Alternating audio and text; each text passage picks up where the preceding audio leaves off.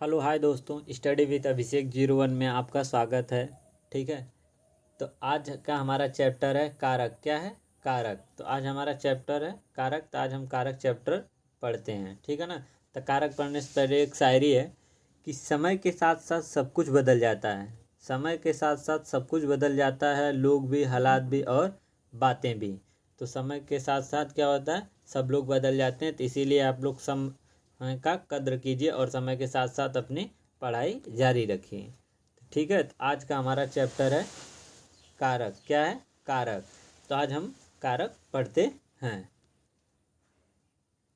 तो कारक कारक की परिभाषा क्या है? तो संज्ञा के या सर्वनाम के जिस रूप से वाक्य के अन्य पदों के साथ क्या हो, संबंध का बोध हो, उसे कारक कहते हैं। क्या हो कि संज्ञा के या तो सर्वनाम के जिस रूप से वाक्य के अन्य जो कि पदों के साथ क्या हो, संबंध का बोध हो, उसे हम कारक कहते हैं। उदाहरण के लिए जैसे माँ ने चाकू से सेब काटकर बेटे को खिलाया। ठीक है, तो यहाँ पर माँ ने, देखिए ने क्या हुआ, यहाँ जो ने जुड़ा है, यहाँ जो से जुड़ा हुआ है, यहाँ देखिए को जुड़ा हुआ है। तो क्या है, यह संबंध स्थापित कर रहा है। तो किससे? माँ क्या है? एक माँ एक संज्ञा है।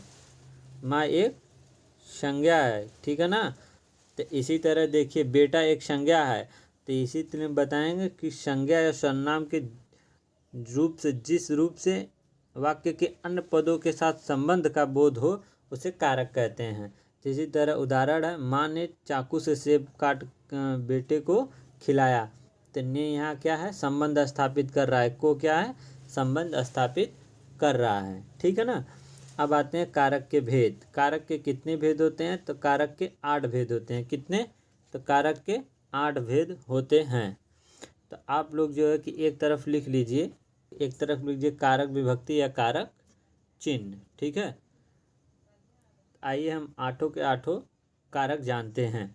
जैसे कर्ता, याद कर लीजिए ऐसे: कर्ता, कर्म, करण, संप्रदान, अपादान, संबंध, अधिकरण में। इसकी कारक चिन्ह क्या होगा? इसकी कारक चिन्ह ये होगा, कर्ता का ने, कर्म का क्या होगा को, करण का क्या होगा से मतलब के द्वारा, से का क्या होगा के द्वारा, संप्रदान का क्या होगा के लिए या तो को, अपादान मतलब से मतलब आ जाए तो समझ लीजिए क्या है, अलगाव कर रहा है। क्या कर रहा है? अलगाव। संबंध का क्या होगा का, की, के, या तो क्या होगा रा, री, रे हो जाएगा। इसी तरह अधिकरण का क्या हो जाएगा, कारक चिन्ह में या तो पर। संबोधन का क्या हो जाएगा, हे, हरे, ओह, वाह, आह। क्या हो जाएगा, ओ, आह, ओ, हरे।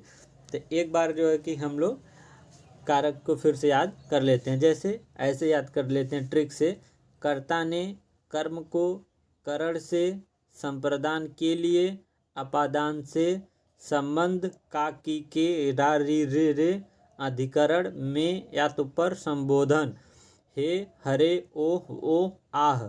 ऐसे याद कर लेते हैं। ठीक है ना। तो ये हमारे कारक चिन्ह हुआ। तो इस कारक चिन्ह क्या हुआ हमारा, बहुत मोस्ट इम्पॉर्टेंट है। यही याद कर लीजिए, यही चैप्टर का क्या है, जड़ है। ठीक है ना। तो वेरी मोस्ट इम्पॉर्टेंट, इसको ज़रूर याद कर लीजिएगा। ठीक है ना। और एक नोट्स में है बात, याद ये भी लिख लीजिएगा कि एक वाक्य में एक से अधिक कारक क्या हो सकते हैं, हो सकते हैं। क्या हो सकते हैं?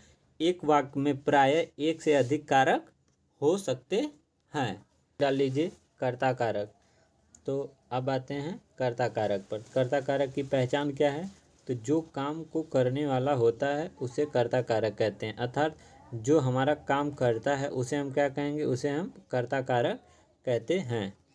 दूसरी पॉइंट डाल लीजिए कि इनमें कर्ता, इनमें प्रायः कर्ता, यहाँ देखिए कर्ता रहेगा, इनमें प्रायः कर्ता के साथ क्या होगा, ने लगा होगा। ठीक है। और तीसरी पॉइंट कहती है तो ज़रूरी नहीं है कि हर कर्ता के साथ ने का प्रयोग हो। तो ये 3 चीज़ ज़रूर आप लोग माइंड में अपने सेट कर लीजिएगा कि जो काम को करने वाला होता है उसे तो पहले कर्ता कहेंगे। दूसरी बात कि प्रायः क्या होता है, कर्ता के साथ ने जरूर लगा होता है। थर्ड बात ये हुई, जरूरी नहीं है कि हर कर्ता के साथ क्या हो, ने का प्रयोग हो। क्या हो, हर कर्ता के साथ क्या हो, ने का ही प्रयोग हो, यह जरूरी नहीं है। ठीक है ना। उदाहरण, आइए उदाहरण के माध्यम से हम लोग सीखते हैं। जैसे मोहन ने खाना खाया, तो ने क्या है, कर्ता के साथ लगा हुआ, तो ये क्या हुआ, कर्ता कारक। दूसरी बात, मोहन ने खाना खाया, खाना कौन खाया, मोहन ने। मोहन क्या है, एक कर्ता है, तो क्या हुआ, यह कर्ता कारक हुआ। दूसरा उदाहरण, रीता ने 8वीं कक्षा पास कर ली। रीता ने, देखिए यहाँ क्या लगा हुआ है, यहाँ देखिए ने लगा हुआ है। तो ने जब लगा हुआ है तो कौन सा कर्ता है, तो वहाँ क्या हो जाएगा, कर्ता कारक हो जाएगा। क्या हो जाएगा, कर्ता कारक। यहाँ देखिए ये रीता हो गया, गलती से यहाँ रीता होगा, क्या होगा, यहाँ रीता होगा, क्या होगा यहाँ पर रीता होगा। तो रीता कपड़ा धो रही है, क्या कर रही है रीता, रीता कपड़ा धो रही है। तो जिसमें ने ना हो, जिसमें क्या हो, जिसमें ने ना हो तो आप कैसे पहचानेंगे, तो पहचान क्या है, तो जो काम कर रहा है वह कर्ता होता है। क्या होता है, कर्ता होता है, तो उसे हम कर्ता कारक कहते हैं। यहाँ कपड़ा क्या कर रही है, रीता धो रही है। कौन, रीता धो रही है, अर्थात कर्ता क्या है, रीता है।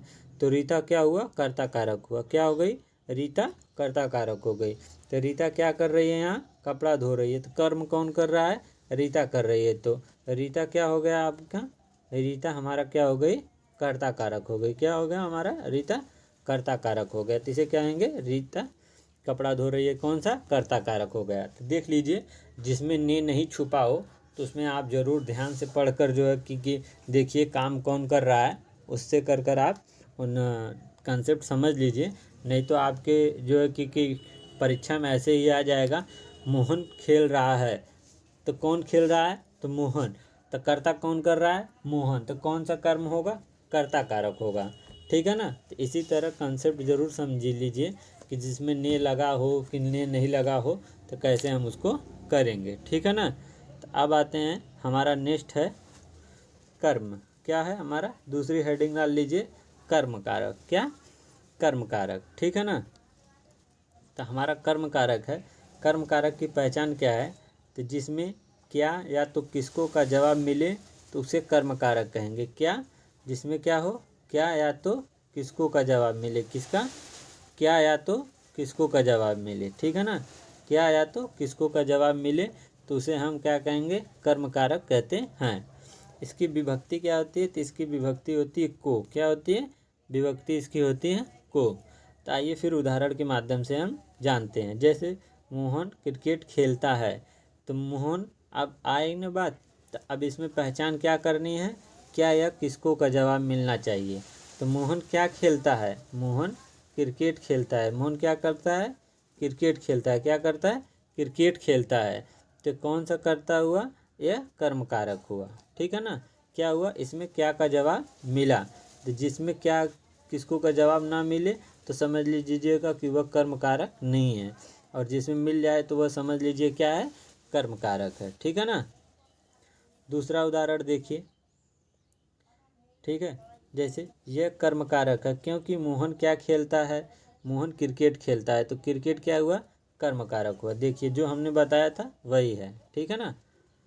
दूसरा देखिए उदाहरण, रमेश ने सीता को पढ़ाया। क्या हुआ, रमेश ने सीता को पढ़ाया। ठीक है, रमेश ने सीता को पढ़ाया। तो रमेश ने किसको पढ़ाया, देखिए यहाँ ने लगा हुआ है, तो ने लगने पर आप तुरंत जो है कि कर्ता कारक तुरंत मार दीजिएगा कि कर्ता कारक है, नहीं, इसको ध्यान से पढ़िए। तो रमेश, फिर यहाँ देखिए कि ध्यान से पढ़िएगा तभी आप लोगों को आएगा। ठीक है ना, नहीं तो समझ में नहीं आएगा।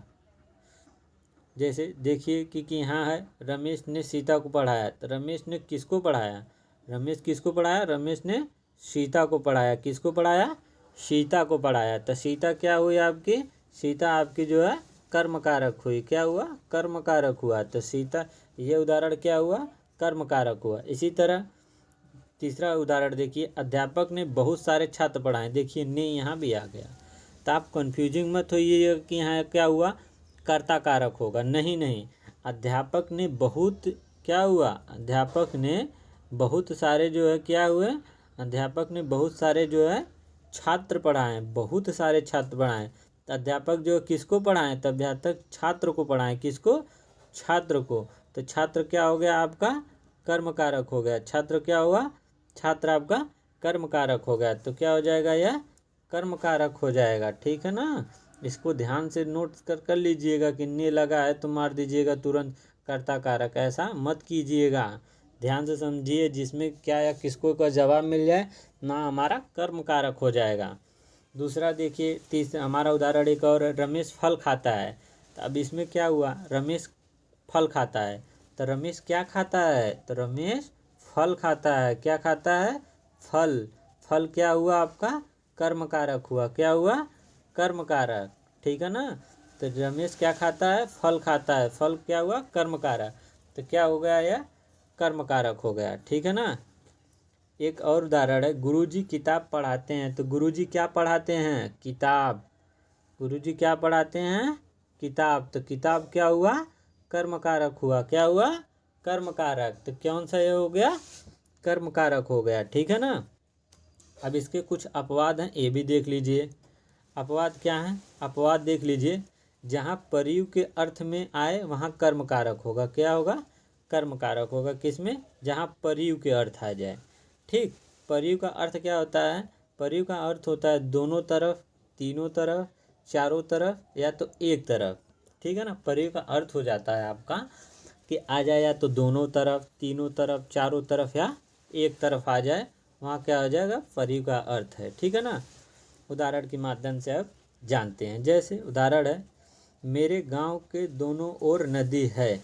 तो देखिए दोनों ओर आया ना, दोनों ओर, दोनों तरफ।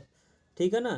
तो क्या हुआ, मेरे गांव के दोनों ओर नदी है। तो क्या हो गया, ये कर्म कारक हो गया।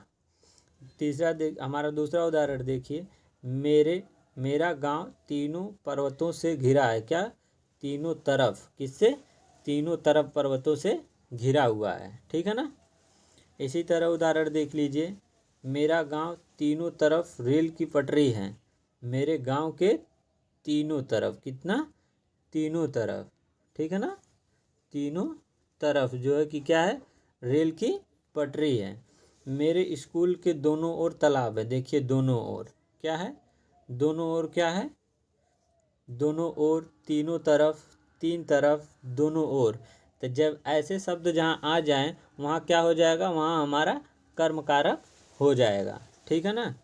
तो इसका पहचान क्या है, तो यही पहचान है, जहाँ एक तरफ, दोनों तरफ, तीनों तरफ, चारों तरफ ऐसे शब्द आ जाएं तो वहाँ क्या हो जाएगा, हमारा कर्म कारक हो जाएगा। क्या हो जाएगा, हमारा कर्म कारक हो जाएगा।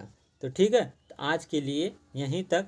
हम फिर नेक्स्ट वीडियो में हम पढ़ेंगे क्या, तीसरा हमारा चलेगा करण कारक। क्या चलेगा, करण कारक। ठीक है ना।